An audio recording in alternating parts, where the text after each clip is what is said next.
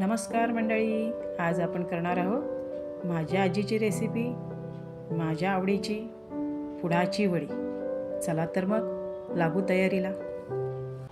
सारणासाठी आपण घेतले किसून खोबरं, बारीक केलेले लसूण, बारीक चिरलेल्या हिरव्या मिरच्या, त्याचबरोबर भाजलेली खसखस, भाजलेले सफेद तीळ, खूप सारी चिरून घेतलेली कोथिंबीर। हे सारण आता आपण मिक्स करून घेऊया।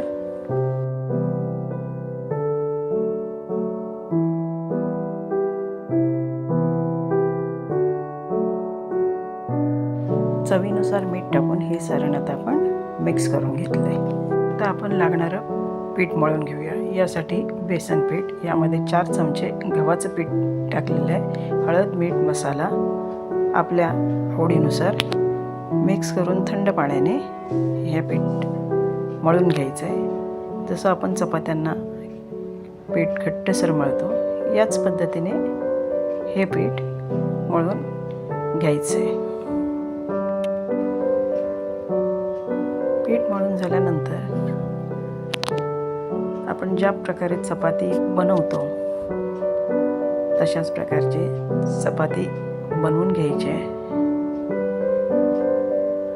आपल्याला पाहिजे त्या आकारामध्ये लहान मोठी चपाती बनवून त्यावर आपण ते सारण भरायचं आहे।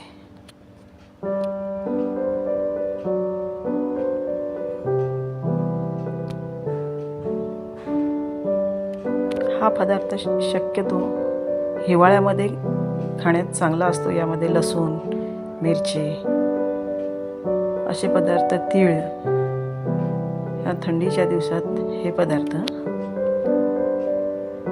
खावेत म्हणून हे आम्ही कोकणात खास करून बनवले जाते पुडाची वडी। सारण संपूर्ण चपातीला पसरवून घ्यायचे। आता याचा फोल्ड कसा करायचा तो बघा।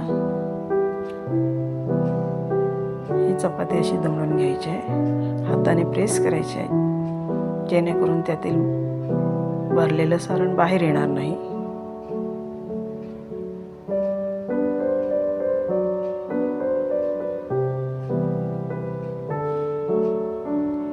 या पद्धतीने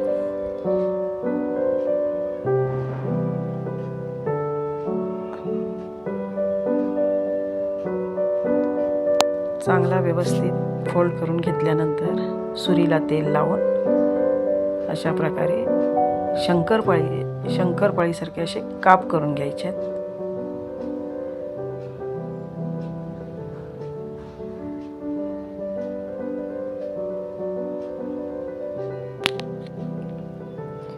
आणि या ज्या साईडने आपण कट करून घेतलेला आहे तो भाग आपण सारण बाहेर येऊ नये म्हणून हाताने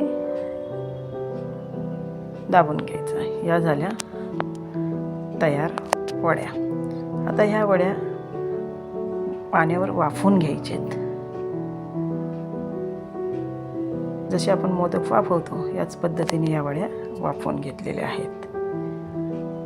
थंड झाल्यावर तेलात तळून घ्यायच्या, पण त्या खरपूस भाजून घेतल्या तर चवीला छान लागतात। करून बघा हा पदार्थ, आवडला तर नक्कीच सांगा। पुडाच्या वड्या खायलाही छान, करायलाही छान। करून बघा, नक्कीच आवडेल।